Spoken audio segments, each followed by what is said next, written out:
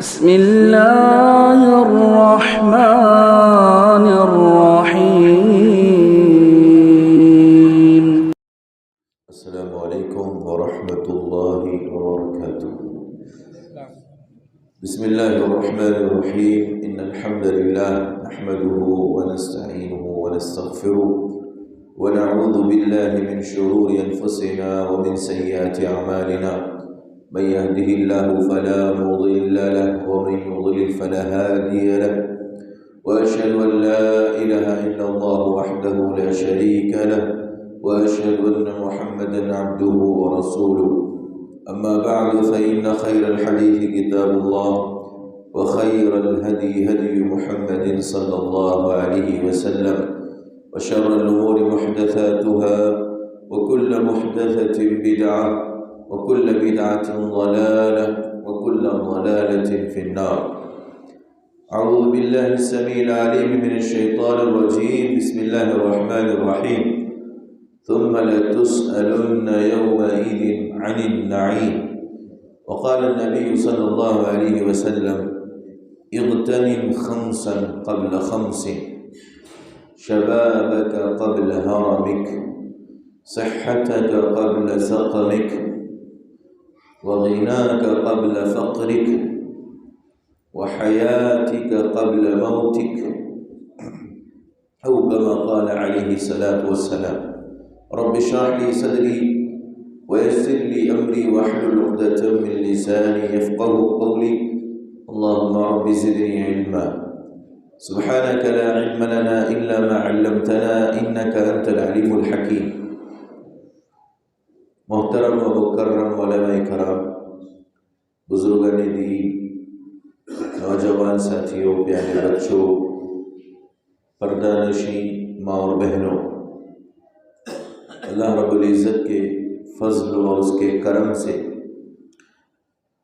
ہم سب کو یہاں اللہ رب العزت نے قرآن اور سنت کی باتیں، دین اور شریعت کی باتیں سننے، اپنی اصلاح کرنے کا ایک سنہرا موقع عطا فرمایا، جمع کیا اللہ رب العزت نے۔ اس مناسبت سے جو میرا موضوع ہے کہ قیامت کے دن نعمتوں کے بارے میں سوال کیا جائے گا، پوچھا جائے گا، ایک تمہیدی بات آپ کے سامنے رکھ دینا چاہتا ہوں۔ میرا مقصود یہ ہے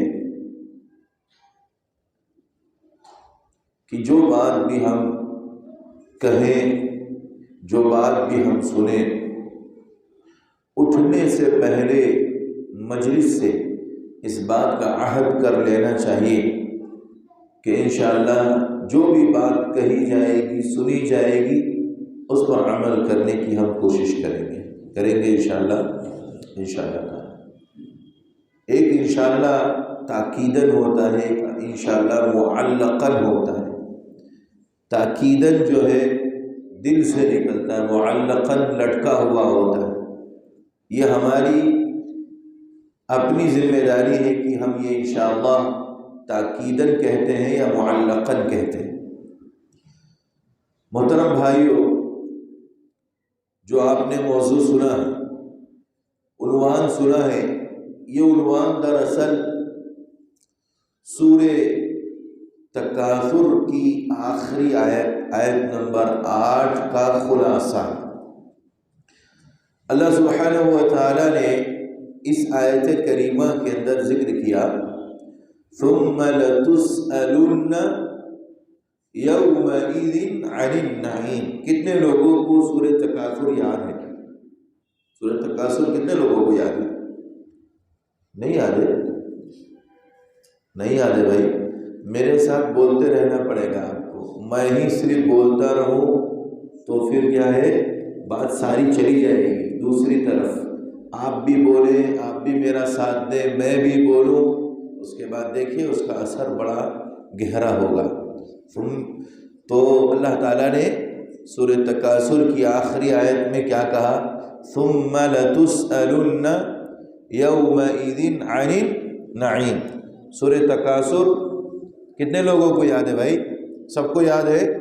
نہیں یاد ہے تو آج پکا ارادہ کر لیں کہ مجھے سیکھنا ہے، اسے یاد کرنا ہے۔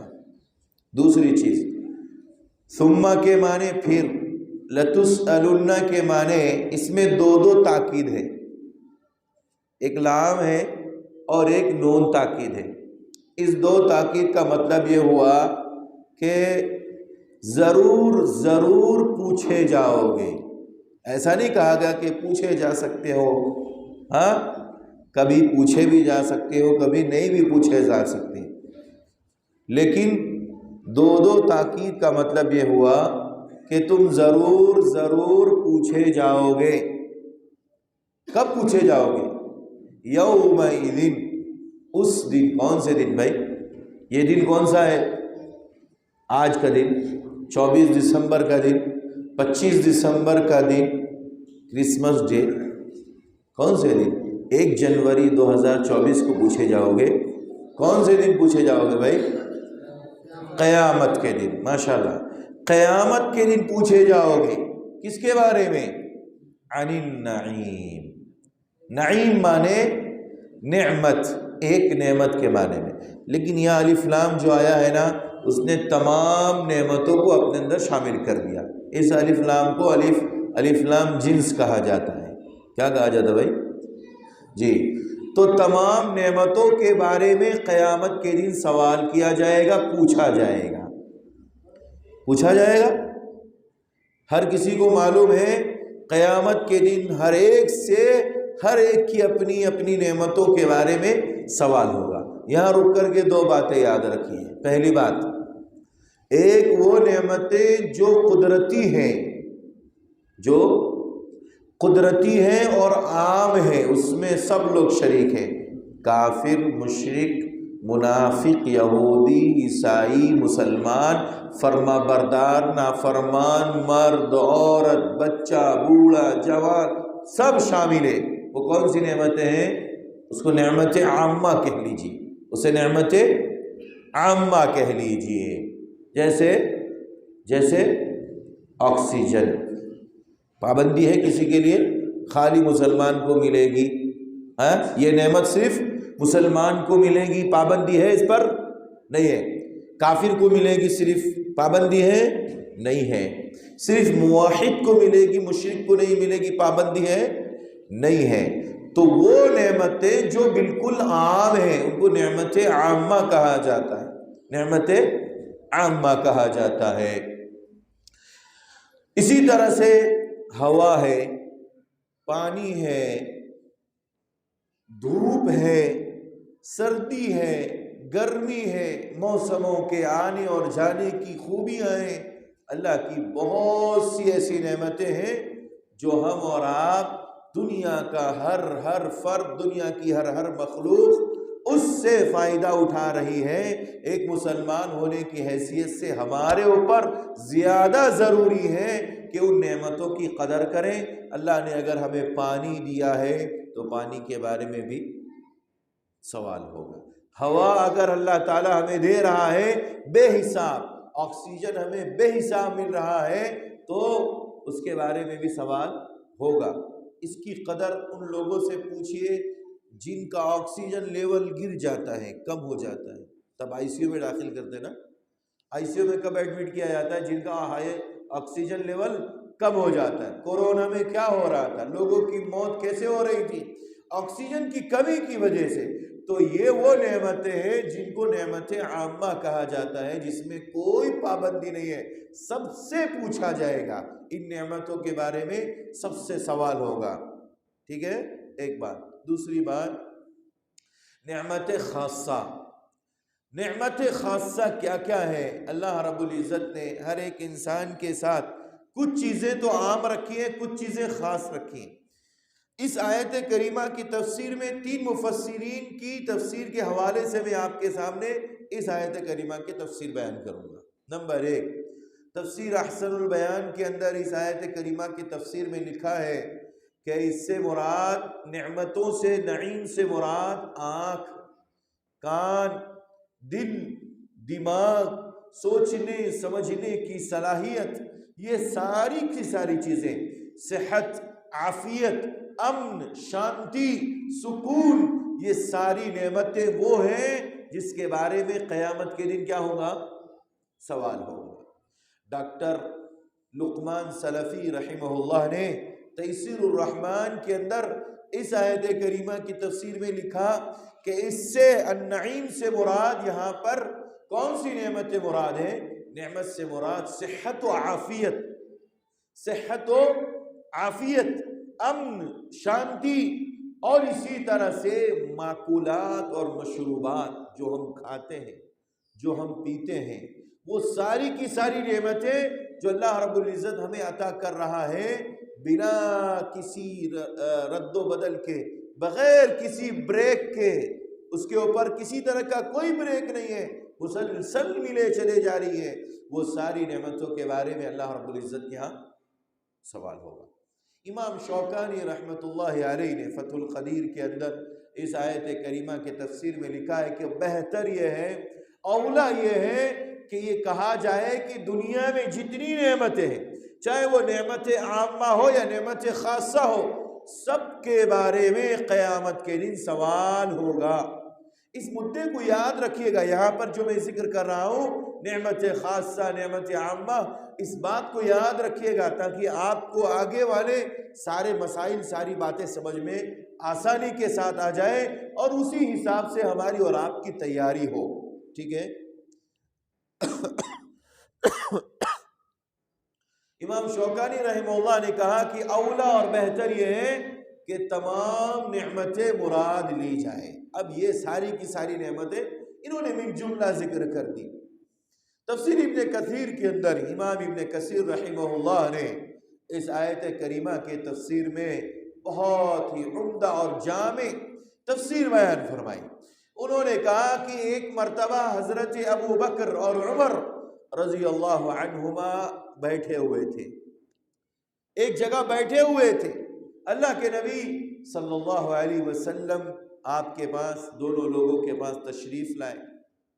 حضرت عمر اور ابو بکر رضی اللہ عنہما سے کہا ما اجلسکما ہا ہنا، ما اجلسکما ہا ہنا، اے میرے دونوں صحابی، میرے دونوں ساتھی ابو بکر اور عمر، تم دونوں کو یہاں پر کس چیز نے بیٹھنے پر مجبور کیا ہے؟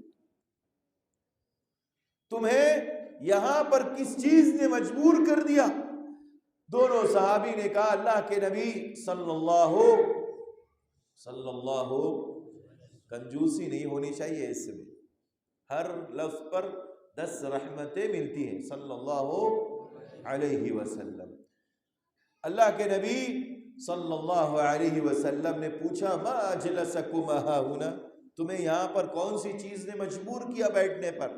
دونوں صحابی نے کہا اے اللہ کے رسول صلی اللہ علیہ وسلم، اس ذات کی قسم جس نے آپ کو حق کے ساتھ دنیا کے اندر رسول اور نبی بنایا، جس ذات نے آپ کو حق کے ساتھ، سچائی کے ساتھ، حق اور دلیل کے ساتھ آپ کو دنیا میں مبعوث کیا، نبی بنایا، اس ذات کی قسم، ہمیں جس چیز نے یہاں پر بیٹھنے پر مجبور کیا ہے وہ ہے الجوع۔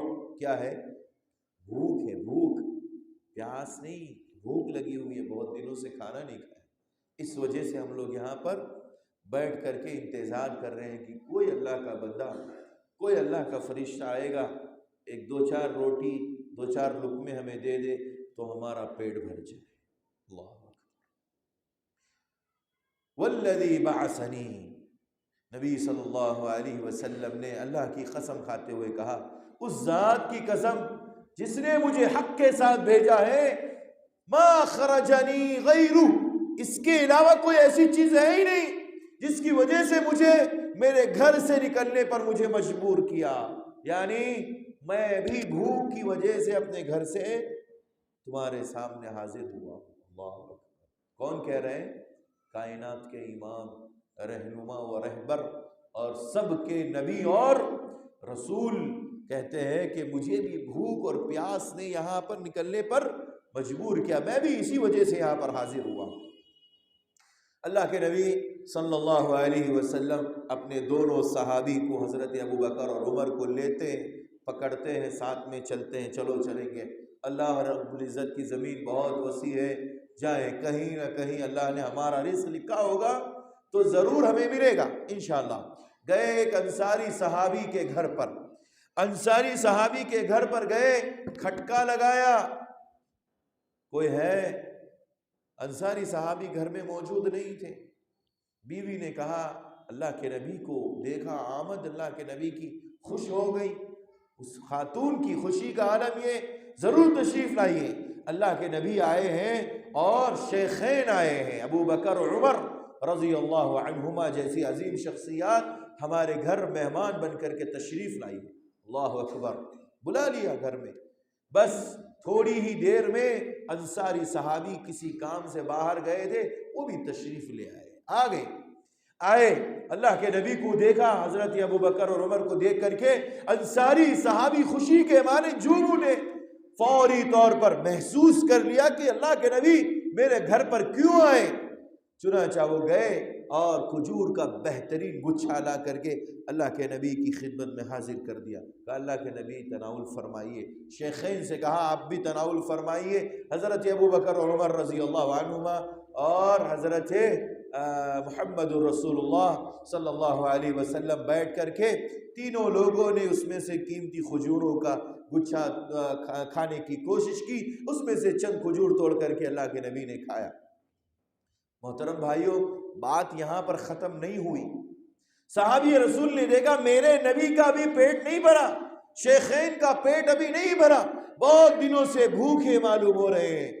چاقو لیا، چاقو لینے کے بعد اللہ کے نبی صلی اللہ علیہ وسلم سے کہا آپ لوگ یہاں پر تشریف رکھیں، میں ابھی جلد ہی ایک بکری یا ایک جانور ذبح کر کے کاٹ کر کے لاتا ہوں، اور اس کے بعد میری بیوی تیار کر دے گی، آپ لوگ پیٹ بھر کھانا کھا کے جائیں۔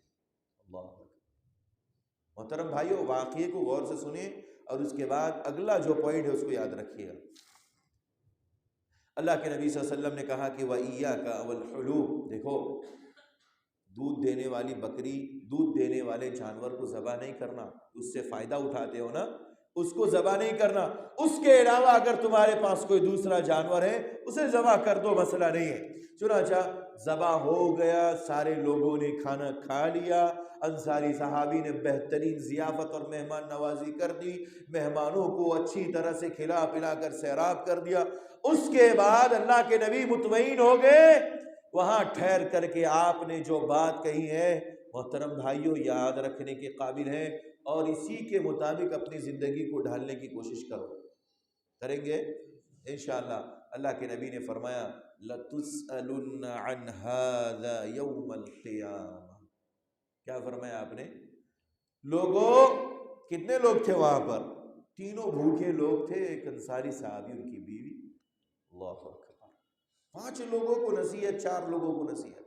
ثم اللہ کے نبی نے کہا لَتُسْأَلُنَّ عَنْ هَذَا يَوْمَ الْقِيَامَةِ، سنو یہ جو تم نے کھایا ہے، یہ کھجور، یہ ایک دن اچھا پیٹ بھر کر کے تم نے ایک بکری یا جانور کا گوشت کھایا ہے، قیامت کے دن اس کے بارے میں سوال ہوگا۔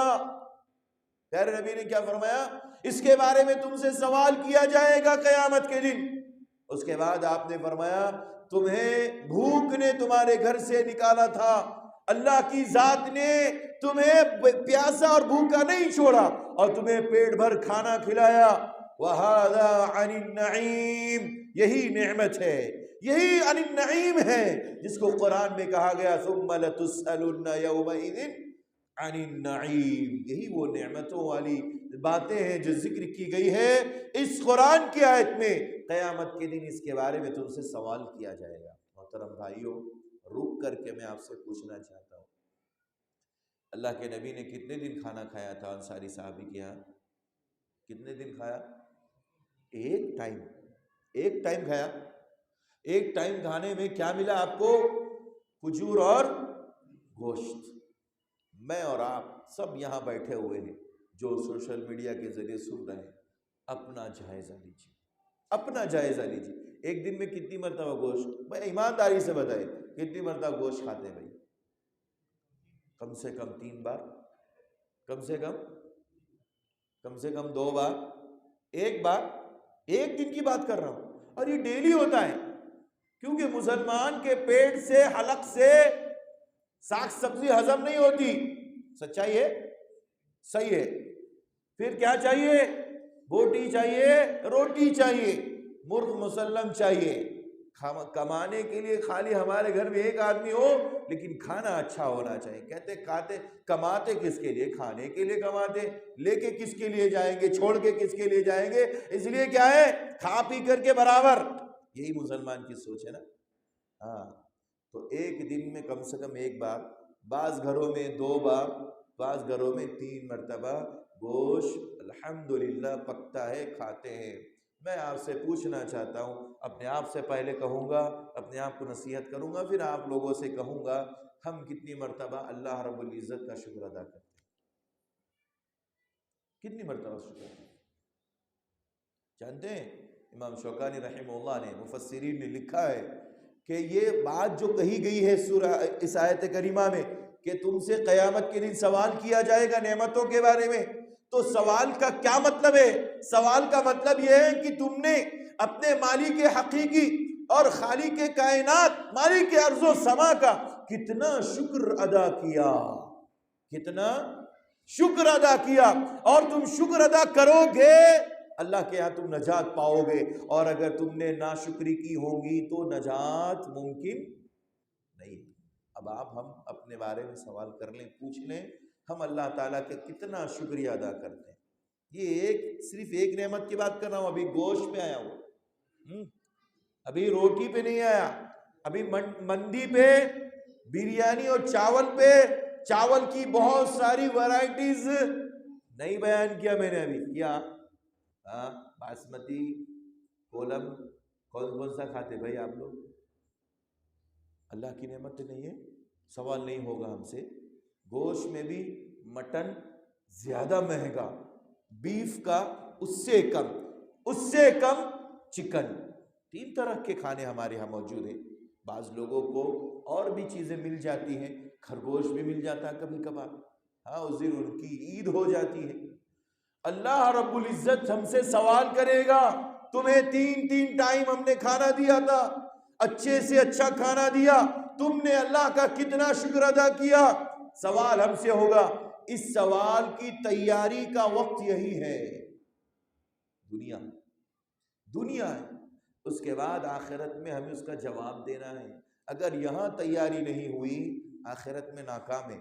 اور جو بھی آدمی اللہ کی ان نعمتوں پر شکر ادا کر کے اس نے تیاری نہیں کی، وہ کامیاب نہیں ہو سکتا. وہ کامیاب نہیں ہو سکتا، کیونکہ اللہ رب العزت کا حکم ہے کہ اللہ ضرور سوال کرے گا، پوچھے گا. محترم بھائیو، تفسیر ابن کثیر ہی کے اندر امام ابن کثیر رحمہ اللہ نے یہ بھی تفسیر لکھی کہ اس آیت کریمہ کے اندر اللہ تعالیٰ نے جو سوال کرنے کی بات کی ہے، نعیم سے مراد رزق ہے، نعیم سے مراد اولاد ہے، نعیم سے مراد مال و دولت، زمین و جائیداد. ٹھیک ہے، ان سب کے بارے میں ہم سے اللہ رب العزت سوال کرے گا، پوچھے گا. اب دنیا کے اندر مختلف قسم کے لوگ موجود ہیں.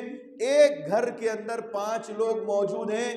اللہ رب العزت نے 5 لوگوں کو الگ الگ صلاحیت دی ہے. کسی کے پاس دماغ زیادہ ہے، کسی کے پاس مال زیادہ ہے، کسی کے پاس علم زیادہ ہے، کسی کے پاس چرب زبانی ہے کہ نہیں؟ سچائی ہے نا؟ یہ سب نعمتیں اللہ رب العزت. اب میں سب کی تفصیل الگ الگ آپ کے سامنے پیش کرنے جا رہا ہوں. اللہ تبارک و تعالیٰ نے جو کہا کہ نعمتوں کے بارے میں سوال ہوگا، کان، آنکھ، دل، دماغ، ان سب کے بارے میں الگ الگ قرآن کریم کے اندر اللہ رب العزت نے ذکر فرمایا. اللہ تعالیٰ فرماتا ہے سورہ سجدہ کے اندر، اللہ کہتا ہے وَجَعَلْنَا لَكُمُ السَّمْعَ وَالْأَبْصَارَ وَالْأَفْئِدَةَ قَلِيلًا مَا تَشْكُرُونَ. اللہ کہتا ہے ہم نے تمہیں کان دیے، ہم نے تمہیں آنکھیں دی، تمہارے لیے ہم نے دل بنائے، دل سے سوچتے ہو، سمجھتے ہو، اللہ کو یاد کرتے ہو، اپنے گھر والوں کو یاد کرتے ہو، دنیا کی تڑپ، دنیا کی چاہت تم اپنے دلوں کے اندر پیدا کرتے ہو. یہ ساری کی ساری چیزیں تمہیں عطا فرمائی.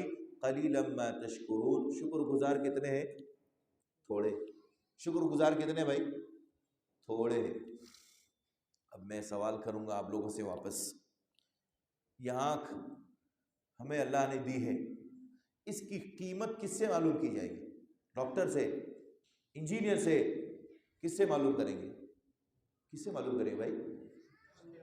کسی کے پاس آنکھ نہیں ہے، یا آنکھ ہے لیکن اس کے اندر بینائی، دیکھنے کی طاقت نہیں ہے، وہ دیکھنے کے لیے ترس رہا ہے دنیا کیسی ہے، میرے ماں باپ کیسے ہیں، قرآن کے حروف کیسے ہیں، اللہ اکبر، میرے رب کا کلام کیسا ہے، مسجدیں کیسی ہیں، دنیا کیسی ہے، کھانا کیسا ہے، کھا رہا ہوں ضرور مندی لیکن وہ کیسی ہے نہیں معلوم مجھے، میری اولاد کیسی ہے، میری بیوی کیسی ہے نہیں معلوم۔ اس سے پوچھو آنکھ کی قیمت، آنکھ کے اندر بینائی ہے، اس کی قیمت اندھے آدمی سے پوچھئے، اس کے پاس آنکھ ہے لیکن بینائی نہیں ہے۔ کتنے مسلمان ہیں، بڑی تعداد ہے مسلمانوں کی جو اس آنکھ کا غلط استعمال کرتی ہے، اللہ رب العزت کے نافرمانی کے کام اس کے ذریعے کرتی ہے۔ ایک بڑی تعداد ہے نوجوانوں کی جو اس آنکھ کے ذریعے سے غلط فلم دیکھ کر کے اور حرام کام کر کے اپنے آپ کو گنہگار بناتی ہے۔ کیا جواب دیں گے ہم اللہ کو؟ اس آنکھ کے بارے میں سوال ہوگا۔ اللہ نے سورہ بنی اسرائیل میں فرمایا ان السمع والبصر والفؤاد كل اولئک کان عنہ مسئولا۔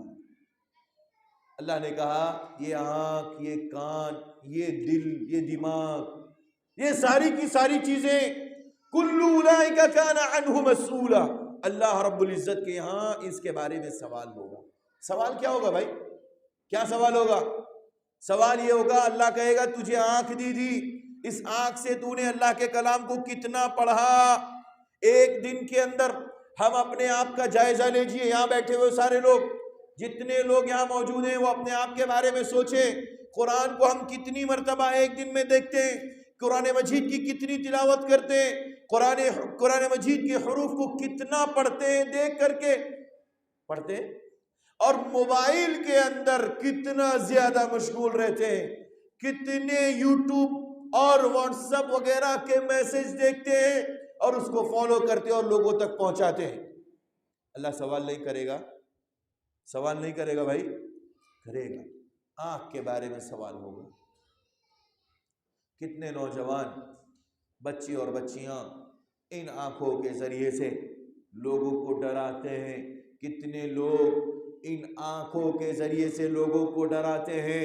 انہیں اپنی آنکھوں کے بارے میں فکر کرنا چاہیے، ان آنکھوں کے بارے میں سوال ہوگا۔ اللہ کہے گا اس آنکھ سے تو نے فلاں کو ڈرایا تھا، تیرا حق نہیں تھا اس کے اوپر، پھر تو نے آنکھ نکال کے اس کو کیوں ڈرایا؟ سوال ہوگا، ہوگا نہیں ہوگا؟ ہوگا میرے بھائیوں۔ ہم اپنے بارے میں سوچیں کہ اس کا جواب ہم کیا دیں گے اللہ کے ساتھ۔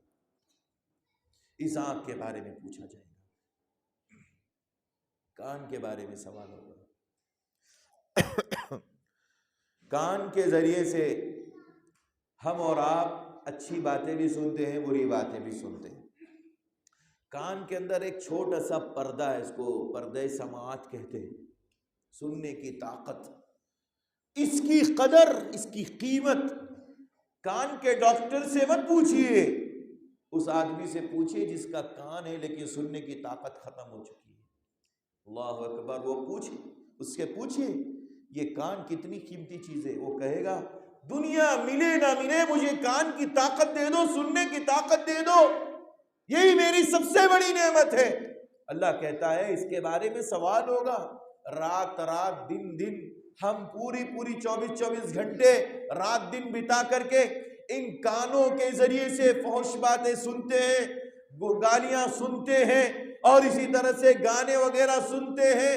کتنے نوجوان بچے اور بچیاں ان کانوں کا غلط استعمال کرتے ہیں۔ ہمارے بزرگ، ہمارے بڑے، ہمارے گھر کے سارے لوگ، ہمارے افراد، ہمارے مسلم سماج کے لوگ ان کانوں کا غلط استعمال کرتے ہیں۔ ہم پوچھنا چاہتے ہیں کہ ان کانوں کے بارے میں ہم نے کیا تیاری کر رکھی ہے؟ اللہ کے یہاں جواب نہیں دینا ہے؟ دینا ہے جواب، دینا نہیں دینا؟ دینا ہے۔ آج سے کتنے لوگ عہد کرتے ہیں ان کانوں سے صرف سچ بات سنیں گے، حق بات سنیں گے؟ کتنے لوگ عہد کرتے بھائی؟ کرتے ہیں انشاءاللہ؟ انشاءاللہ صرف اور صرف ان کانوں سے حق بات سنیں گے اور اسی طرح سے سچ اور سچائی کی باتیں سنیں گے، جھوٹ نہیں سنیں گے، بے وفائی کی باتیں نہیں سنیں گے، غلط بیانی نہیں سنیں گے، گالی گلوچ نہیں سنیں گے، اسی طرح سے گانے اور جتنی بھی غلط چیزیں ہیں ان چیزوں کو ہم نظر انداز کریں گے۔ میں نے کہا تھا شروع میں کہ اس پروگرام سے آپ بہت کچھ لے کے جائیے، اور یہ ساری چیزیں لینے کے لیے آپ یہاں حاضر ہوئے ہیں، اور میری تمنا یہ ہے کہ میں دوں اور آپ لے لیں قرآن و سنت کی باتیں جو میری جھولی میں ہے، میرے پاس ہے، اور اس پر عمل کریں۔ بس یہ مقصد ہے اس پروگرام کو رچانے بسانے اور سارے لوگوں کا اکٹھا ہونے اور جمع ہونے کا، یہی مقصد ہے۔ یہ مقصد ہے بھائی؟ امام صاحب صحیح بتا، صدر صاحب جی۔ تیسری بات اللہ رب العزت نے کہا دل دیا ہے، دل۔ اللہ دل کے بارے میں اللہ رب العزت سوال کرے گا۔ ہم سوچتے ہیں نا میرا دل ہے، میں جیسا چاہوں سوچوں، دل میں جو چاہوں بسا لوں، کون دیکھنے آتا ہے؟ کوئی نہیں دیکھنے آتا ہے۔ صحیح بات یہی ہے، کوئی دیکھنے جاتا ہے دل کے اندر، جھانکنے جاتا ہے؟ اسلام نے کہا کہ جو ظاہر تمہیں نظر آ رہا ہے اس کے حساب سے تم اس بندے کے اوپر فیصلہ کرو، دل کا معاملہ اللہ کے سپرد کر دو۔ لیکن کیا اللہ کی نظر سے بھی غافل ہے؟ کیا ہم جو کر رہے ہیں، ہمارے دل میں جو باتیں، بغض، عناد، نفرتیں اور اسی طرح سے حسد، کینہ، کپٹ وغیرہ، اس دل کے اندر تمام اخلاقی بیماریاں بٹھا کر رکھے ہوئے ہیں اور دل کو کالا کلوٹا کر کے رکھے ہوئے، گناہوں کے تمام طرح کے گناہوں کو ان دلوں کے اوپر ڈال کر کے ہم نے بالکل سیاہ کر دیا ہے؟ کیا اس کے بارے میں اللہ کو علم نہیں ہے؟ کیا اللہ نہیں جانتا کہ ہم نے کسی کے بارے میں کینہ رکھا ہوا ہے؟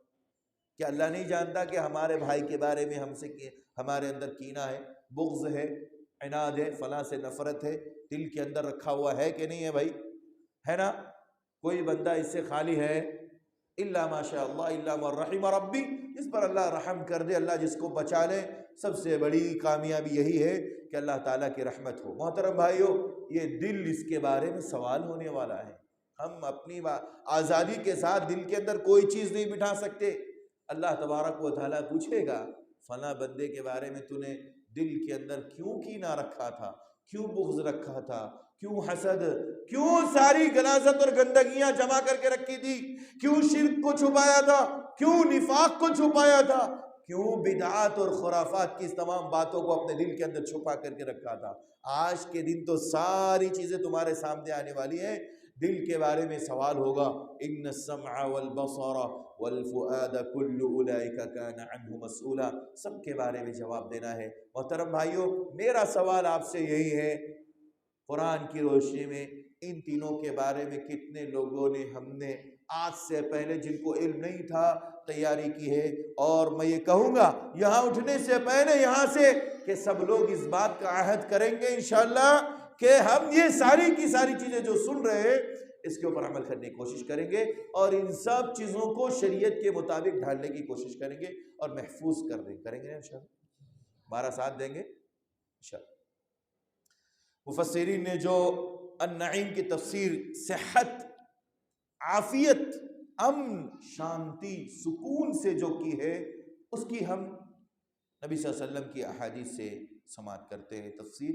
پھر نبی صلی اللہ علیہ وسلم نے فرمایا صحت کتنی بڑی چیز ہے، صحت، تندرستی، عافیت، امن، شانتی، پیس، سکون، یہ کتنی بڑی نعمت ہے۔ پیارے نبی نے فرمایا نعمتان مغبون کثیر من الناس الصحت والفراغ، ایک بڑی تعداد ہے لوگوں کی جو دو چیزوں کے بارے میں یکسر غافل ہے۔ دو چیزیں کیا ہیں؟ الصحت والفراغ، صحت، تندرستی، بیماری سے خالی دل، بیماری سے خالی جسم، اور اسی طرح فراغت۔ اتنی فراغت ہمیں ملی ہو کہ ہم دن بھر میں بہت سی اللہ کی عبادت کر سکتے ہیں، بہت سا قرآن پڑھ سکتے ہیں، بہت سی باتیں سن سکتے ہیں دین کی، شریعت کی، لیکن اس فراغت کا صحیح استعمال نہیں کرتے۔ یہ دو نعمتیں ایسی ہیں، بڑی تعداد لوگوں کی ہے جو اس سے غافل ہے نہیں ہے بھائی؟ صحیح بتا رہا ہوں غلط؟ صحت، پھر نبی نے فرمایا اغتنم خمسا قبل خمس، 5 چیزوں سے پہلے، 5 چیزوں کے خاتمے سے پہلے ان 5 چیزوں کو اپنے لیے غنیمت سمجھ لو۔ 5 چیزیں آپ سے ختم ہو جائیں، ضائع ہو جائیں، آپ کے ہاتھ سے نکل جائے، اس سے پہلے ان 5 چیزوں کی حفاظت کر لو۔ کیا ہے 5 چیزیں؟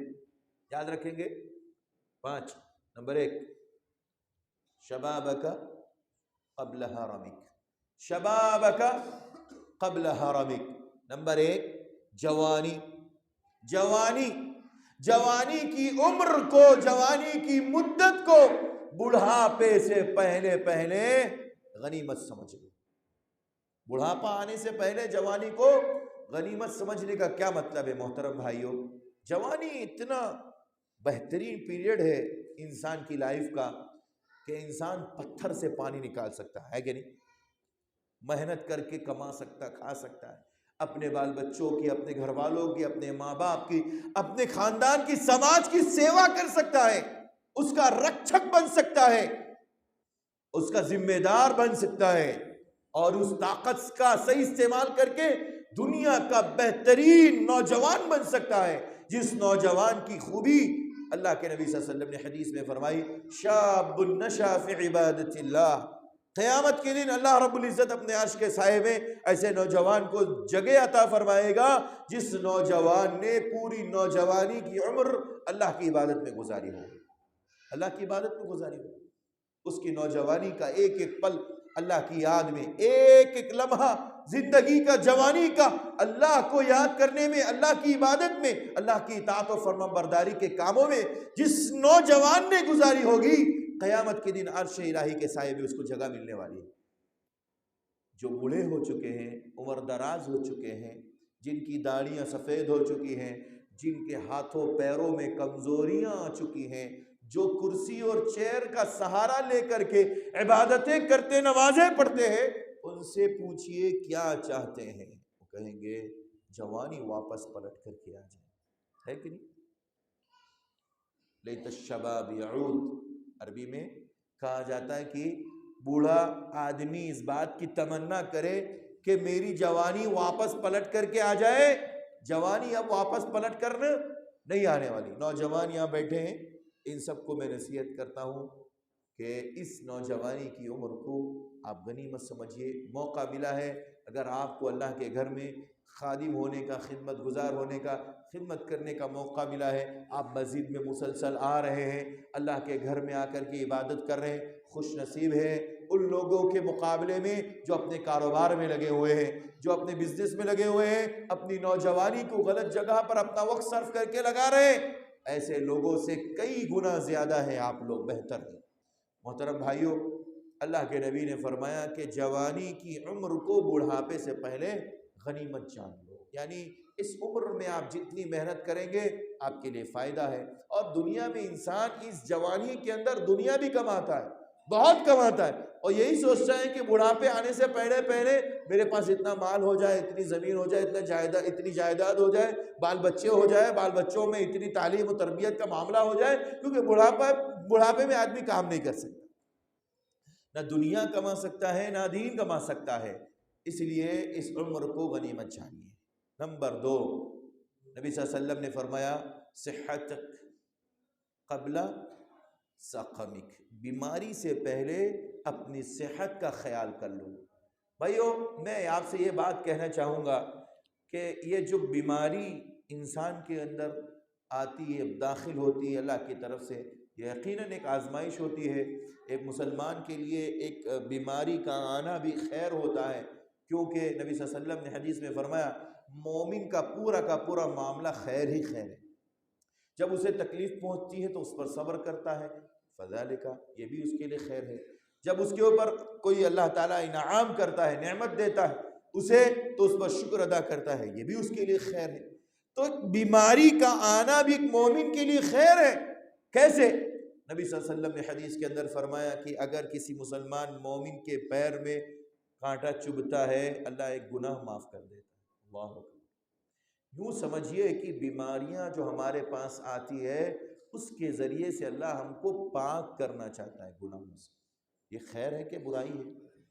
یہ خیر ہے کہ شر ہے؟ بھائی میری بات سمجھ میں نہیں آ رہی، بات سمجھ میں نہیں آ رہی۔ ایک آدمی، ایک مسلمان آدمی جس کو اگر کانٹا بھی چبھتا ہے اس کی بنیاد پر اس کا گناہ معاف ہوتا ہے، اللہ تعالیٰ اس کے گناہ کو معاف کرتا ہے۔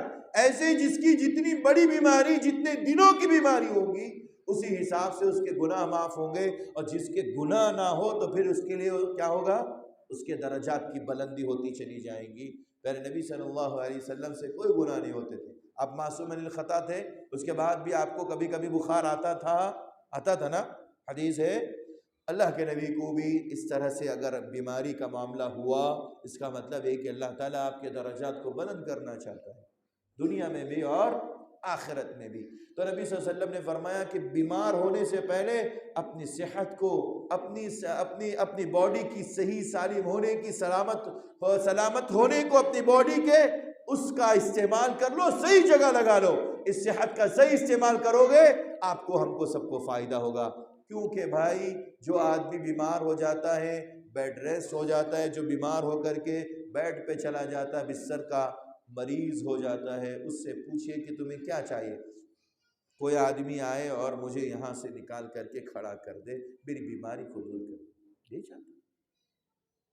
نبی صلی اللہ علیہ وسلم نے فرمایا صحت بہت بڑی قیمتی چیز ہے، ہم اور آپ اس صحت جیسی عظیم نعمت، اس نعمت کی قدر نہیں کر رہے ہیں، معاف کریے اس صحت کا غلط استعمال کر رہے ہیں۔ اللہ تعالیٰ ہم سے سوال کرے گا اس صحت کے بارے میں، اور اسی طرح سے جوانی کے بارے میں بھی، فراغت کے وقت کو اللہ تبارک و تعالیٰ جو ہمیں دے رہا ہے اس کے بارے میں بھی سوال کرے گا۔ اسی طرح محترم بھائیو، حدیث میں، اسی حدیث میں اللہ کے نبی نے اور چیزیں گنائی، کہا کہ زندگی کو موت سے پہلے، مرنے کے بعد آدمی تمنا کرے گا کہ مجھے دنیا میں واپس بھیجا جائے، کوئی آ سکتا ہے مرنے کے بعد؟ نہیں، اس لیے زندگی میں جو عبادت ہو سکے کر لیجئے، اور اس وقت کو آپ ہم سب لوگ غنیمت سمجھ کر کے اللہ کے رضا کے لیے وقت لگا دیجئے اور اللہ کو راضی کرنے کے کام کر لیجئے۔ اسی طرح سے پیارے نبی نے فرمایا کہ آدمی کے پاس مالداری ہے، مال ہے، اس مال کو فقیری سے پہلے غنیمت سمجھ لیجئے۔ کیا مطلب ہے؟ مال ہے، اللہ نے آپ کو دیا ہے، ہمیں دیا ہے، تو کچھ مال تو وہ ہے جو ہم نے پہلے بھیج دیا۔ کہاں بھیج دیا؟ کہاں بھیج دیا بھائی؟ اللہ کے پاس۔ کیسے بھیجا؟ مسجد بن رہی، مدرسہ بن رہا، غریبوں کی، یتیموں کی، بیواؤں کی محتاجگی کو دور کر کے ہم نے اللہ کے ہاں اپنا مال بھیج دیا۔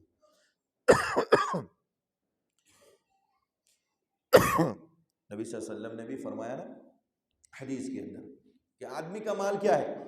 ایک جو اس نے پہن لیا، نمبر 2 جو اس نے کھا کر کے ختم کر دیا،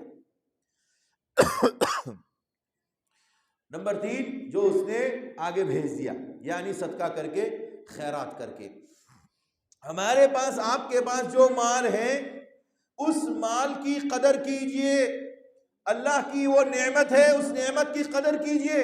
اللہ سوال کرے گا، بندے میں نے تجھے جو مال دیا تھا، چاہے وہ مال پراپرٹی کی شکل میں ہو، وہ مال روپیے پیسے کی شکل میں ہو، وہ مال اولاد کی شکل میں ہو، وہ مال زمین و جائیداد کی شکل میں، باغ کی شکل میں، کاروبار کی شکل میں، کسی بھی شکل میں ہم نے تمہیں مال دیا تھا، اس مال کا تو نے صحیح استعمال کیا یا نہیں، اس کا بھی اللہ کے ہاں سوال ہوگا۔ ہوگا نہیں ہوگا؟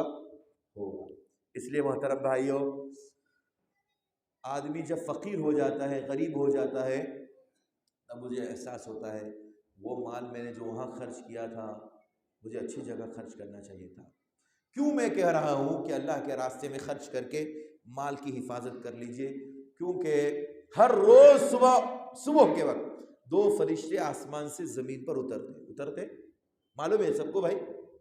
ایک فرشتہ دعا کرتا ہے، کیا کرتا ہے؟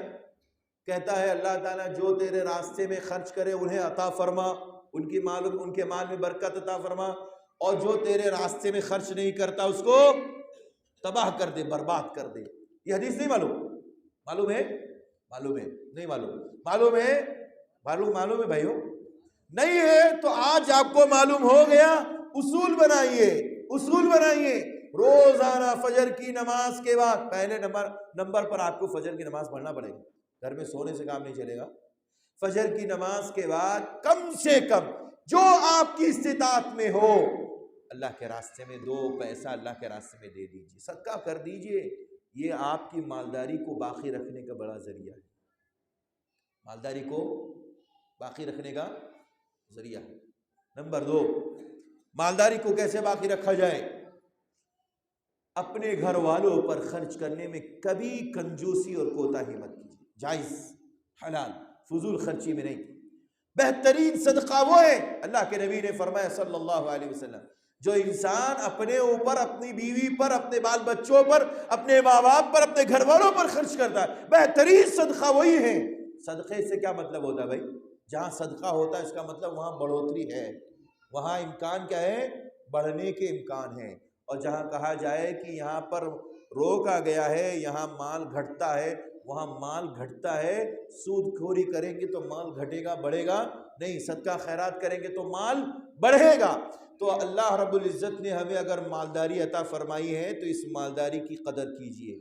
وقت ملا ہے، ہمیں مالدار بنایا ہے، مال دیا ہے، اس کا صحیح استعمال کر کے فقیری سے پہلے اپنی اس نعمت کو ضائع مت ہونے دیجیے، ورنہ میں نے بہت سو کو دیکھا ہے، بہت سو کو دیکھا اپنی آنکھوں کے سامنے، آپ نے بھی دیکھا ہوگا، جو لوگ اس مال کی قدر نہیں کرتے نا، اللہ چھین لیتا ہے، اور چھین لیتا ہے، اس کے بعد ان کو احساس ہونے لگتا ہے کہ مال چھن گیا ہے، اور اللہ رب العزت نے ہمیں کنگال اور کلاش بنا دیا۔ اللہ رب العزت کہتا ہے کہ یہی تو انسان کی زندگی کا اونچ نیچ، یہ امتحان ہے، یہی آزمائش ہے، یہی دنیا کے اندر معاملات ہونے والے ہیں۔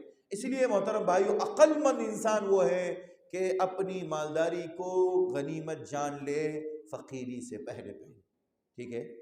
تو صحت اور عافیت، فقر و فاقہ، تنگ دامنی، تنگی، اور اسی طرح سے بہت ساری چیزیں، ان سب سے پہلے ان سب کو ہمیں غنیمت سمجھنا چاہیے۔ محترم بھائیو، امن، شانتی، پیس، سکون کتنی بڑی نعمت ہے۔ آپ لوگ حالات سے مشاہدہ کر رہے ہیں، حالات کا مشاہدہ کر رہے ہیں، فلسطین کو دیکھ رہے ہیں۔ جن بندوں نے فلسطین کے حالات دیکھے، مسلمانوں کے حالات دیکھے، ان کے بارے میں ہمیں یہ کہنا نہیں پڑے گا کہ انہیں امن کی، شانتی کی، پیس کی، سکون کی قدر معلوم نہیں ہے۔ جس کو امن، شانتی اور پیس کی قدر معلوم کرنا ہو، وہ فلسطین کے مسلمانوں کی حالت دیکھے۔ اس وقت ان کی حالت ایسی ہے، بیچارے صحت مند اپنے آپ کو باقی رکھنے کے لیے، سکون اور اطمینان میں لانے کے لیے، امن و شانتی میں لانے کے لیے ترس رہے ہیں۔ دنیا ان کے لیے قنوت نازلہ پڑھ کر کے دعائیں کر رہی ہیں، اللہ ان کے معاملات کو صحیح فرما دے، اللہ رب العزت سے دعائیں کر رہی ہیں، لیکن امن و شانتی کتنی بڑی نعمت ہے۔ آپ فلسطین کے بھائیوں سے پوچھ لیجیے، ہمیں اگر اس ملک کے اندر امن و شانتی کی زندگی ملی ہوئی ہے، صحت صحیح ہے، سب کچھ صحیح ہے، بال بچوں کے ساتھ صبح سے شام تک اپنا وقت گزار رہے ہیں، اور سکون و اطمینان کے ساتھ اللہ کے گھر میں عبادت کا موقع مل رہا ہے، اس سے بہتر امن و شانتی کی نعمت کوئی نہیں ہو سکتی۔ اگر ہم نے اس نعمت کی قدر نہیں کی، اللہ سوال کرنے والا ہے، پوچھنے والا ہے۔ محترم بھائیوں، اپنی زندگی کو غنیمت جانیں۔ مفسرین نے جو ذکر کیا النعیم کی تفسیر میں کہ اولاد کے بارے میں سوال ہو، ہم کیا سوچتے ہیں ہمارے بال بچے، ہماری اولاد جو بھی ہیں، یہ ہمارے لیے زندگی کے اندر ایک سہارا ہے، بس نہیں، اس سے بڑی چیز یہ ہے کہ اللہ کی نعمت ہے۔ اپنے ذہن و دماغ میں بٹھا لیجئے، یہ نعمت ہے، اس نعمت کے بارے میں بھائی کیا ہے؟ سوال ہونے والا ہے۔ کیا سوال ہوگا؟ نعمت کے بارے میں، اس اولاد کی شکل میں جو نعمت ملنے والی ہے اس کے بارے میں سوال ہوگا۔ اللہ کہے گا بندے میں نے تجھے بچے دیے تھے، بچیاں دی تھی، دونوں طرح کی ہم نے آپ کو اولاد دی تھی، تو نے ان کا صحیح استعمال کیسے کیا؟ ان کی تربیت تو نے کی نہیں کی، اسلامی تربیت کے مطابق ان کو تو نے ڈھالا یا نہیں ڈھالا، یا ایسے بے ڈھنگی اور اسلام کے خلاف بغاوت کرتے ہوئے ان کو اپنی زندگی میں گزارنے کا موقع دیا۔ اللہ پوچھے لقمان حکیم کی نصیحتیں یاد ہے کتنے لوگوں کو؟ سورہ لقمان آیت نمبر 12 سے 19 آیت تک آپ پوری آیتوں میں لقمان حکیم کی نصیحتوں کو پڑھ لیجئے۔ ایک چھوٹے سے بچے کو وہ نصیحت کر رہے ہیں اپنے لقمان حکیم، یا بنی لا تشرک باللہ ان الشرک لظلم عظیم، میرے بیٹے شرک نہ کرنا اللہ کے ساتھ، کیونکہ شرک بہت بڑا ظلم ہے، شرک بہت بڑا ظلم ہے۔ ہم اپنے اولاد کو، یہاں بیٹھے ہوئے جو لوگ ہیں، اپنے بچے کو، کتنے بچے کو ہم نے نصیحت کی، اپنی اولاد کو کتنے اولاد کو نصیحت کی کہ بیٹے کبھی زندگی میں شرک نہیں کرنا؟ کبھی بولا آپ نے؟ کبھی ہم نے کہا اپنے بچے کو نصیحت کی؟ نہیں کی۔ کیوں؟ کیونکہ ہمیں معلوم ہی نہیں تھا۔ آج معلوم ہو گیا، کریں گے انشاءاللہ۔ آج سے اپنے بچوں کی تربیت اسی انداز سے کریے جس طرح سے لقمان حکیم نے اپنے بیٹے سے کہا لا تشرک باللہ، اللہ کے ساتھ شرک نہیں کرنا، کیونکہ شرک بہت بڑا ظلم ہے، بہت بڑا گناہ ہے۔ دوسری نصیحت کی لقمان حکیم نے، یا بنیا انها ان تک مثقال حبۃ من خردل فتكن في صخرة او في السماوات او في الارض يأتي بها الله ان اللہ لطیف خبیر۔ اے میرے بیٹے، دنیا کے اندر رائی کے دانے کے برابر بھی کوئی بھی چیز، چاہے وہ پہاڑوں کے چٹانوں میں ہو، آسمانوں میں ہو یا زمین کی تہ میں ہو، اللہ اس کو لے کر کے آئے گا۔ مفسرین نے کہا کہ یہاں گناہ بھی مراد ہے، نیکی بھی مراد ہے، یعنی انسان اگر چھوٹی سی چھوٹی نیکی کرے گا، وہ پہاڑ کی چٹان میں ہو یا آسمانوں میں ہو یا زمین کے اندر ہو، اللہ اس کو سامنے لے کر کے آئے گا، اس کا پھل اور ثمرہ انسان کو دے گا۔ اور اگر کسی نے چھپ کر کے گناہ کیے، چاہے وہ آسمانوں میں، پہاڑ کے چٹانوں میں یا زمین کے تہ میں، اللہ تعالیٰ اس کو بھی سامنے لائے گا۔ اپنے بچے کو نصیحت کریے کہ بیٹے کبھی اللہ کی نافرمانی مت کرو۔ لقمان حکیم نے اپنے بیٹے سے کہا کبھی گناہ نہیں کرنا، نیکیاں کرنا، چھپ کے کرنا، نیکیاں کرنا اس کی وجہ سے کہ اللہ تعالیٰ اس کے ذریعے راضی ہو اور اس کا بدلہ ملے، یہ نیت اور ارادے سے تم نیکی کرنا۔ ہم نے نصیحت کی کبھی اپنے بچوں کو؟ نہیں کی۔ دینی تعلیم سکھائیے، دینی تعلیم دیجیے اور اچھے عالموں سے ان کا ربط کرائیے تاکہ وہ ان کو قرآن سکھائیں، دینی تعلیم دیں، قرآن و سنت کی معلومات انہیں فراہم کریں۔ اس طرح کے مجالس اور اس طرح کے جلسے میں، اس طرح کے پروگراموں میں شریک کریں تاکہ وہ دین کی باتیں سیکھیں، سمجھیں اور اس پر عمل کرنے کی کوشش کریں۔ لقمان حکیم نے تیسری نصیحت فرمائی، یا بنیا اقم الصلاة وأمر بالمعروف وانہ عن المنکر واصبر على ما أصابك ان ذلك من عزم الامور۔ میرے بیٹے نماز قائم کرو۔ ہم خود نماز نہیں پڑھتے تو اپنے بچے کو نصیحت کیا کریں گے؟ صحیح ہے نا بھائی؟ امام صاحب فجر میں کتنی صف رہتی ہے؟ آدھی صف، شرم آ نہیں بولتے ہاں ایک صف۔ عشاء میں کتنے رہتی ہے؟ 3 صف۔ مغرب میں 4 دکھی مجھے۔ یہ ہر جگہ کا حال ہے، ہر جگہ کا، یہاں کا نہیں صرف، ہر جگہ کا حال ہے۔ کیوں ہے ایسا؟ کیوں ہمارے اندر ایمان ختم ہو گیا، یا ہمیں اللہ تعالیٰ کے ہاں جواب دینے کی جو فکر ہے وہ ختم ہو گئی ہے؟ ہاں بھائی، فجر میں ہم کیوں نہیں آتے؟ ٹھنڈی بہت لگتی ہے، جو آتے ہیں ان کو ٹھنڈی نہیں لگتی کیا؟ امام صاحب جو سب سے پہلے، مؤذن صاحب بیچارے 15 منٹ پہلے اذان دینے کے لیے 20 منٹ پہلے آتے ہیں، ہمارے حافظ صاحب 10 میٹر کی دوری تک جاتے ہیں، 10 منٹ کے راستے کو فاصلہ طے کرتے ہوئے وہاں نماز پڑھانے کے لیے، ان کو نہیں لگتی ٹھنڈی؟ صرف ہمیں کو ٹھنڈی لگتی ہے؟ فجر میں کیوں نہیں آتے بھائی؟ ٹھیک ہے، ایک عذر ہے، عذر شرعی اللہ معاف کرتا ہے، عذر شرعی اللہ معاف کرتا ہے۔ انسان کو نیند آ گئی، اللہ نے اس کی نیند کو اس کے اوپر صدقہ کر دیا ہے، یہ اللہ کا حکم ہے، احسان ہے اللہ کا ہمارے اوپر۔ لیکن ہم جان بوجھ کر سو جائیں، دل میں نیت بنا لے کہ نہیں جانا ہے، کچھ بھی ہو جائے، رات میں دیر سے سوئیں گے تو کبھی آپ فجر میں نہیں اٹھیں گے، یہ لکھ لیجئے، کبھی نہیں اٹھیں گے آپ۔ جتنا جلدی سوئیں گے اتنی جلدی آپ صبح فجر میں اٹھ جائیں گے، اور صرف فجر ہی نہیں، آپ تہجد کی نماز بھی پڑھیں گے۔ پھر امام صاحب سے مسئلہ پوچھنے آئیں گے، امام صاحب اگر میں جلدی اٹھ جاؤں تو کتنی نمازیں پڑھوں، ہے نا؟ یہ شوق پیدا ہوگا دھیرے دھیرے۔ محترم بھائیوں، لقمان حکیم اپنے بیٹے کو نصیحت کرتے ہیں، یا بنی اقیم الصلاۃ، میرے بیٹے نماز قائم کرو، نماز پڑھو۔ ہم اپنے بچوں کو کتنی نصیحت کرتے ہیں؟ نصیحت کرنا ضروری ہے۔ یہ اولاد نعمت ہے، قیامت کے دن اس کے بارے میں سوال ہونے والا ہے۔ وَأْمُرْ بِالْمَعْرُوفِ، بیٹے کو، چھوٹا بچہ ہے، اس کو نصیحت کر رہے ابا لقمان حکیم، کہتے ہیں بیٹے نیکی کا حکم دو، نیکی کا حکم دو۔ اس بچے کو کیا معلوم نیکی کا حکم دینے کا کیا مطلب ہے؟ معلوم تھا بھائی، وہ بچہ ہوشیار تھا، ابا کے سامنے باپ اتنا حکیم، اتنا بڑا انسان، تو بیٹا بھی سمجھدار ہی ہوگا انشاءاللہ۔ بچہ سمجھدار ہوگا، بچے کو جیسی تربیت کریں گے، بچپن میں بچہ وہی سیکھتا ہے جو باپ کرتا ہے۔ لہذا ہم اپنے باپ ہونے کی حیثیت سے اپنے بچے کو تربیت کریں، بیٹے لوگوں کو ہمیشہ بھلائی کی تعلیم دینا، نماز پڑھنے کے لیے کہو، سچ بولنے کے لیے کہو، وفاداری کرنے کے لیے کہو، جھوٹ مت بولو، وَنْهَ عَنِ الْمُنْكَرِ، برائی سے روکو، کوئی جھوٹ بول رہا ہے اس کو روکو، کوئی سگریٹ پی رہا ہے اس کو روکو، کوئی تمباکو کھا رہا ہے اس کو روکو، منع کرو، یہ شریعت میں حرام ہے، منشیات کا استعمال حرام ہے، دارو پی رہا ہے، سگریٹ کا، تمباکو وغیرہ کا استعمال کر رہا ہے، سر عام گالیاں دے رہا ہے، سر عام لوگوں کے سامنے بری باتیں کر رہا ہے، گالی گلوچ کر رہا ہے، روکو، روکنے کا حکم ہے۔ ہم اپنے بچے کو نصیحت کریں گے تو انشاءاللہ ہمارا بچہ وہی چیز سیکھے گا جو ہم اس کو نصیحت کریں۔ اور اگلی نصیحت کیا ہے؟ وَاصْبِرْ عَلَى مَا أَصَابَكَ، مصیبت تکلیف انسان کو کبھی بھی آ سکتی ہے اور کسی کے اوپر بھی آ سکتی ہے۔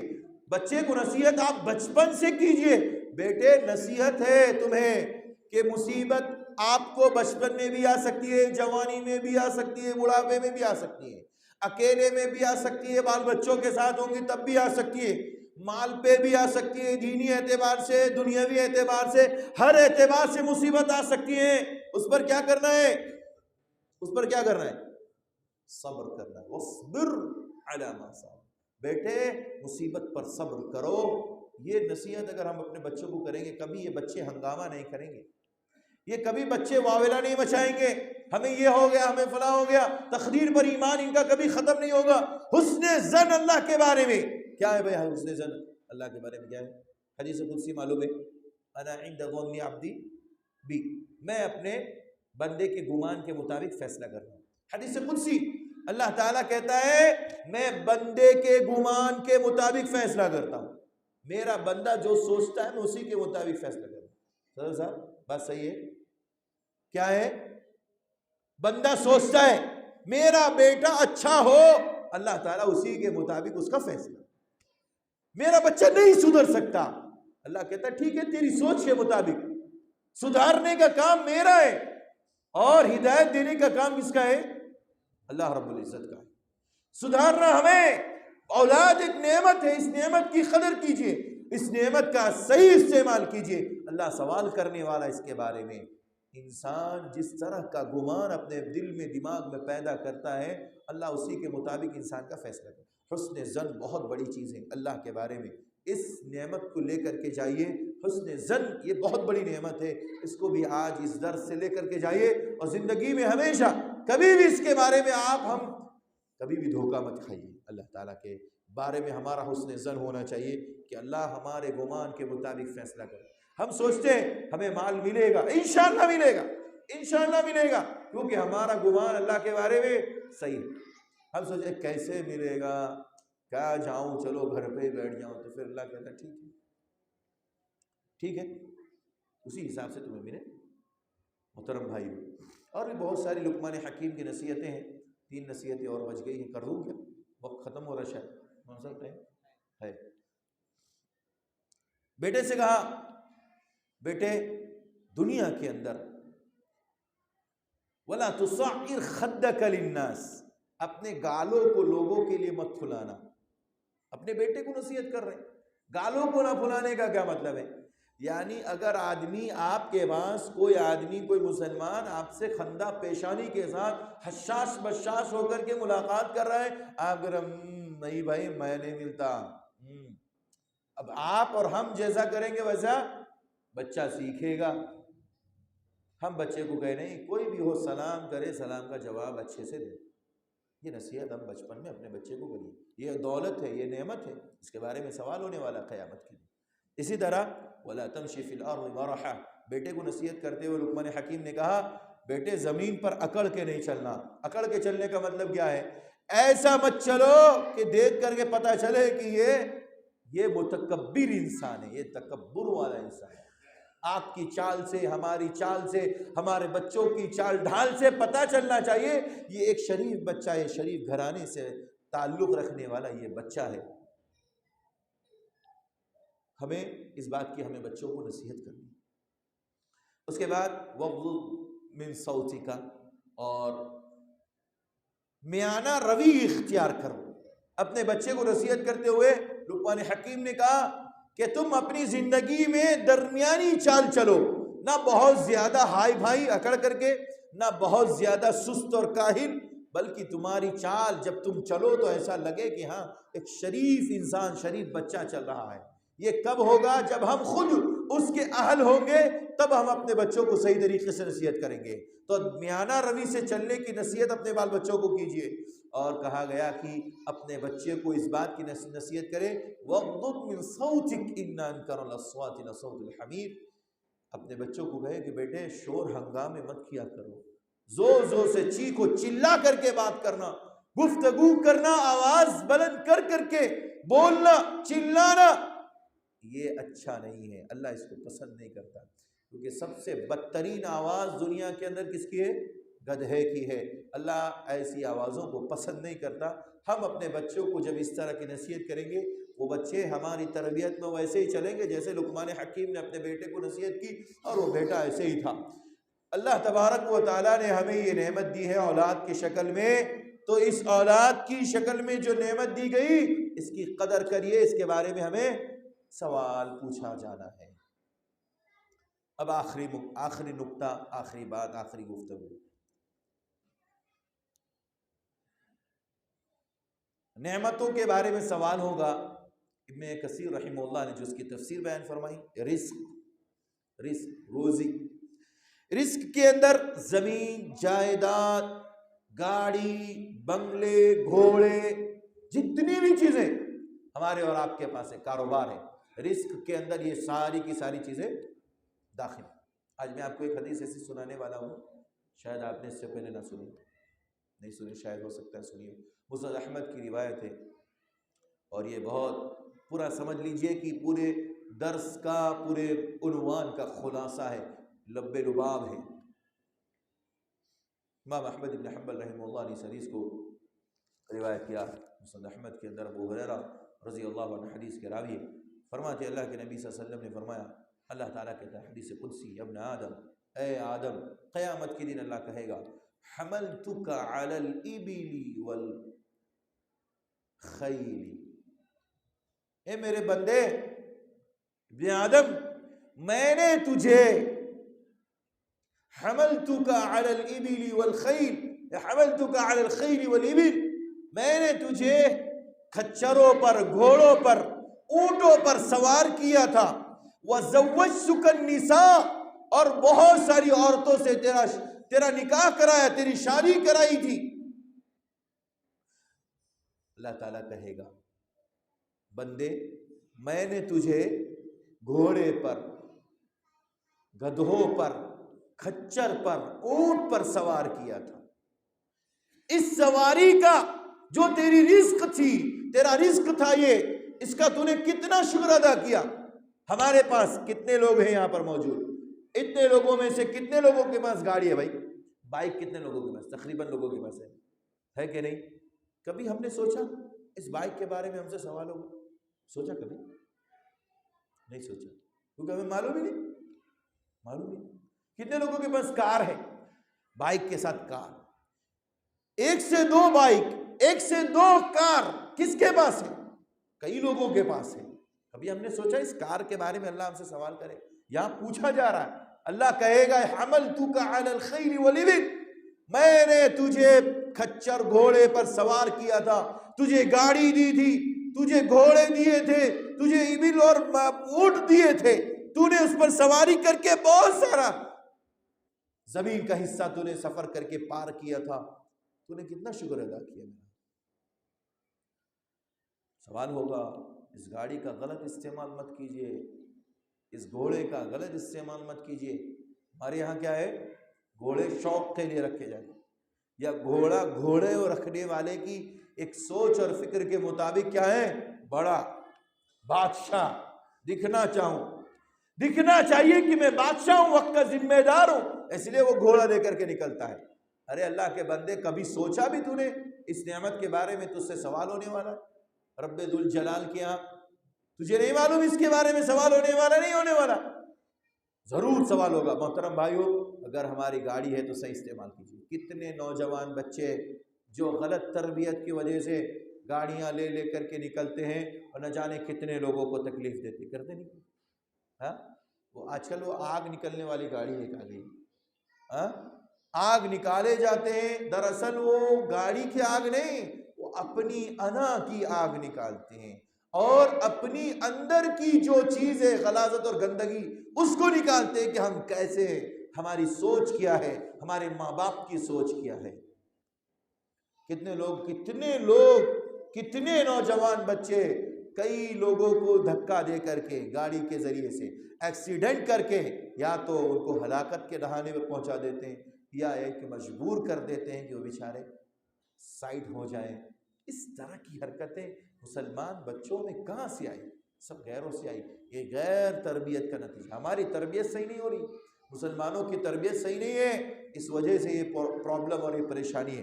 محترم بھائیوں، اس کے بارے میں سوال. دوسرا سوال،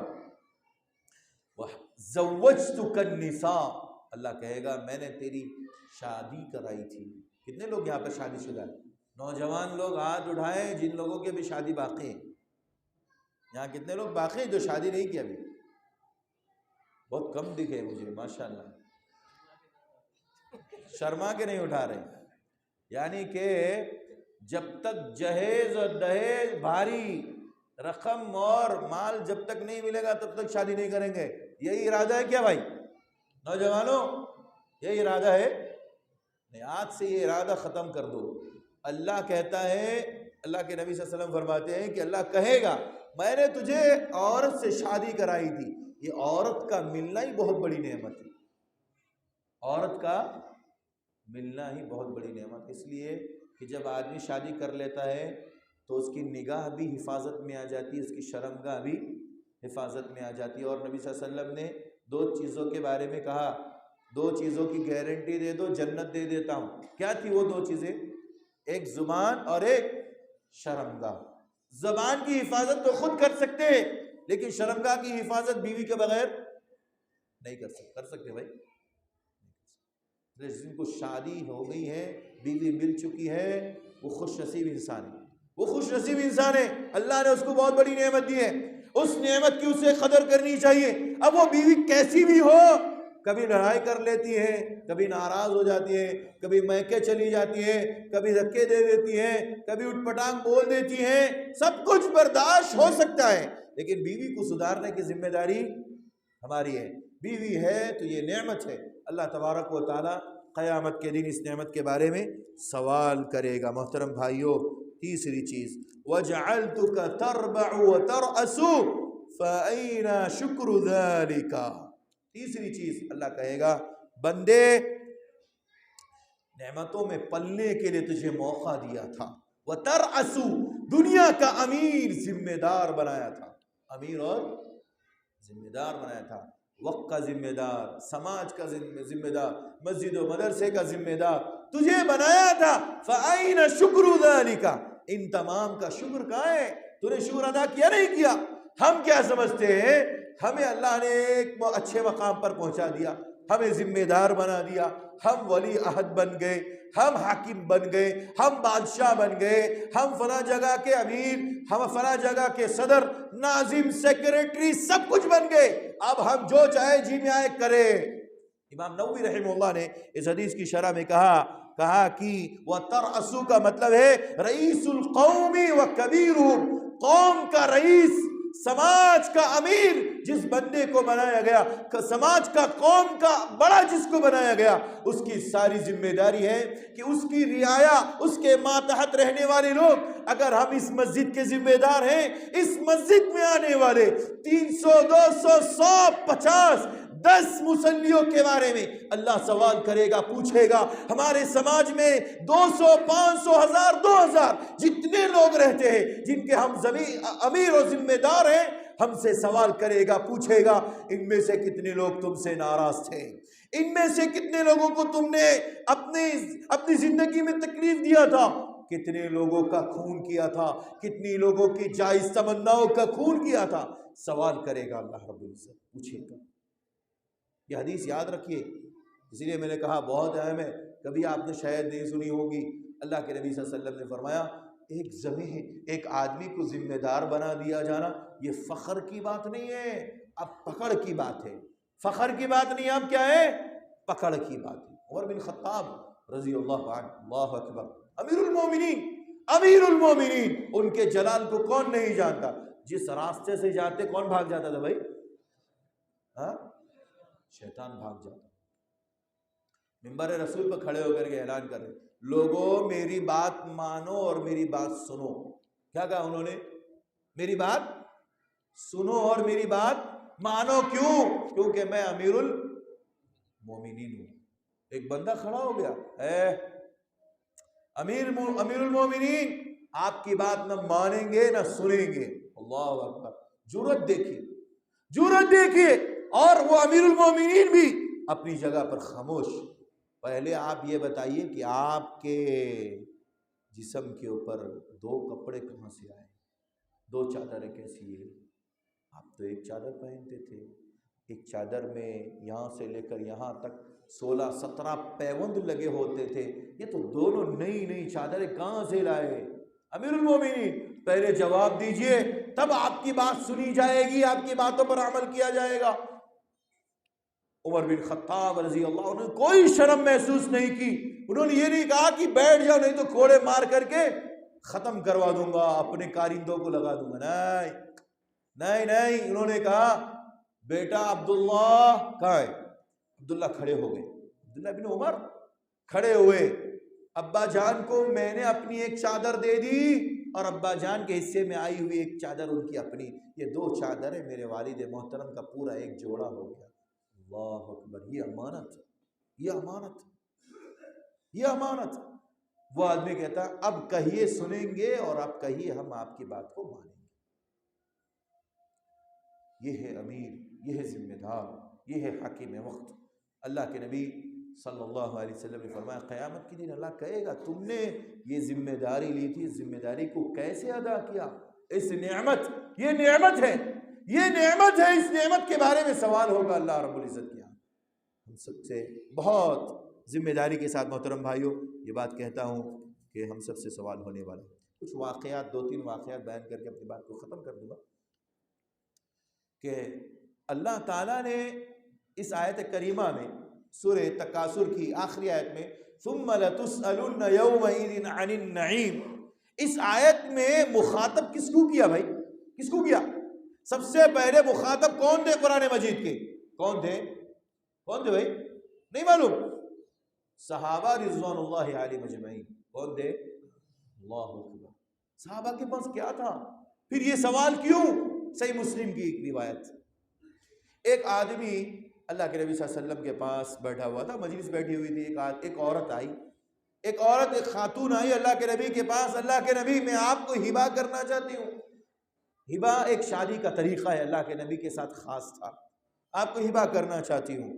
فتقطع، اللہ کے نبی نے اپنا سر ایک بار اوپر سے نیچے تک اس کو دیکھا، اس کے بعد اپنے سر کو جھکا لیا، اب خاموش بیٹھ گئے۔ آپ کو منظور نہیں تھا رشتہ، آپ اس عورت سے شادی کرنا نہیں چاہتے تھے، آپ خاموش ہو گئے۔ تھوڑی دیر کے بعد وہ عورت بھی بیٹھ گئی، ایک آدمی، ایک صحابی رسول کھڑے ہوئے، کہا اللہ کے نبی اس عورت سے اگر آپ کو منظور نہیں ہے تو میری شادی کرا دیجیے، میری شادی کرا دیجیے۔ کہا ٹھیک ہے، آپ کے پاس مہر دینے کے لیے کچھ ہے؟ کہا کہ اللہ کے نبی غریب آدمی ہوں، ولیکنی ازاری، ایک ازار ہے، ایک چادر، اللہ اکبر، یہ زندگی کا اثاثہ، یہ سامان ہے، پوری کائنات کا سامان ان کے پاس صرف کیا ہے؟ ایک چادر ہے۔ اور ایسے ہی صحابہ کے بارے میں کیا کہا گیا؟ ثم لتسألن یومئذ عن النعیم۔ کتنی چادریں ہمارے گھر میں ہوتی ہیں؟ کتنی چادریں؟ کتنے بستر ہیں، کتنے بیڈ ہیں، کتنی الماریاں ہیں، کتنے جوڑے کپڑے ہیں. سوال کرو اپنے آپ سے محترم بھائیوں، اپنے آپ سے پوچھو، اور اللہ کے ہاں کیا جواب دینا ہے اس کے بارے میں سوال کا جواب تیار کرو. اللہ کے نبی صلی اللہ علیہ وسلم نے کہا جا کر کے گھر پر دیکھو ایک لوہے کی انگوٹھی مل جائے لے آؤ، اسے مہر بنا دیتا ہوں، شادی کر دو. گئے اللہ کے نبی، غریب آدمی، ایک چادر ہے میرے پاس، اگر اس کے 2 ٹکڑے کر دوں تو نہ اس کے کام آئے نہ میرے کام آئے. ٹھیک ہے، آپ کے پاس صورتیں یاد ہے؟ ہاں فلاں فلاں صورتیں مجھے یاد ہے. اللہ کے نبی کہا کہ ٹھیک ہے، یہی صورتیں تمہاری مہر، اس عورت کو زبانی یاد کرا دینا، یہ مہر ہے تمہارا، نکاح ہو گیا، تمہاری شادی ہو گئی. ملک تو کہا اللہ کے نبی نے فرمایا میں نے تجھے اس کا مالک بنا دیا، اس عورت کے ساتھ تیری شادی کر دی. اللہ کے نبی صلی اللہ علیہ وسلم نے اس صحابی رسول کی شادی اس عورت سے کر دی.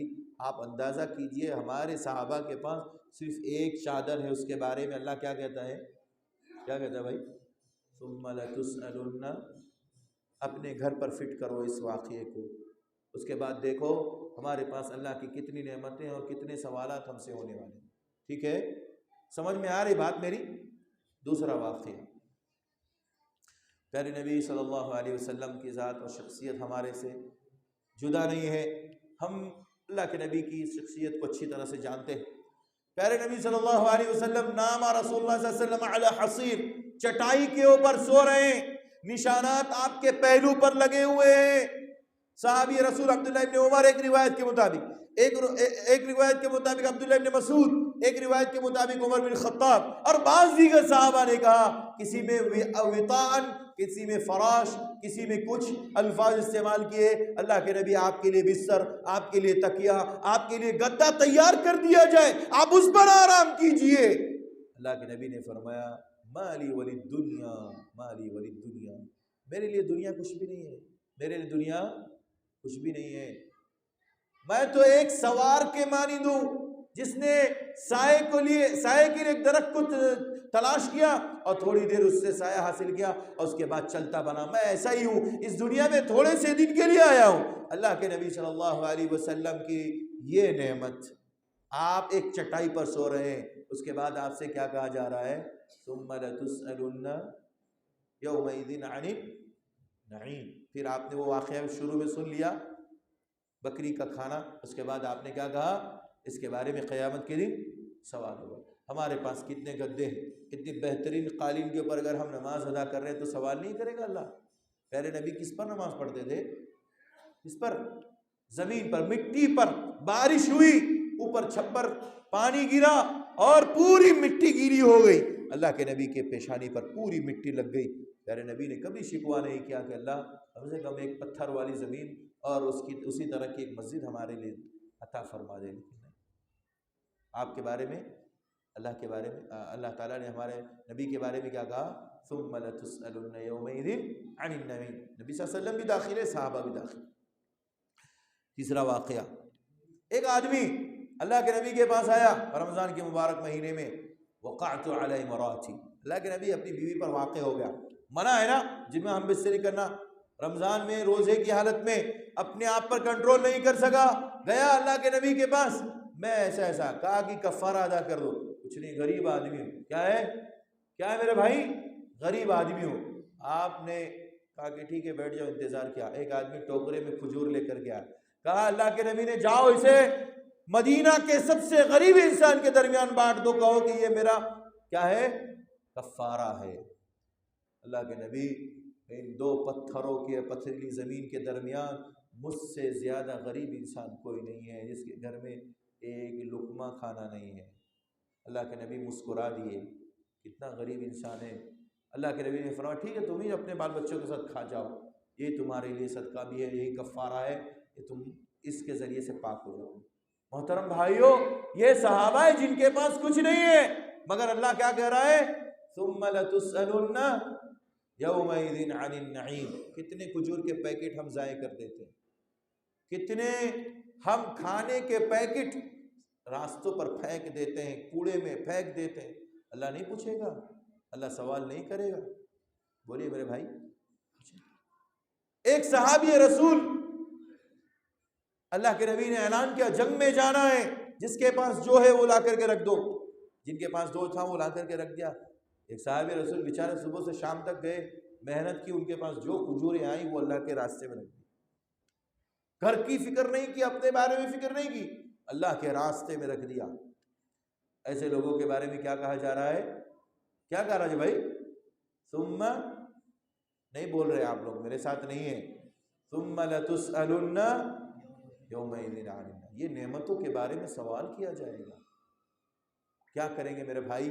ہمارے پاس جتنی نعمتیں ہیں، آج جائیے گھر پر بیٹھیے، لسٹ لیجئے، ایک پیپر لیجئے اور اس کے بعد اللہ کی نعمتوں کو اپنے پیپر میں، اپنے کاغذ میں لکھیے، اس کے بعد اس پر ٹک لگائیے کہ اس کی میں شکر گزاری کرتا ہوں، اس کی نہیں کرتا، اس کی کرنا چاہیے، کیسے کروں؟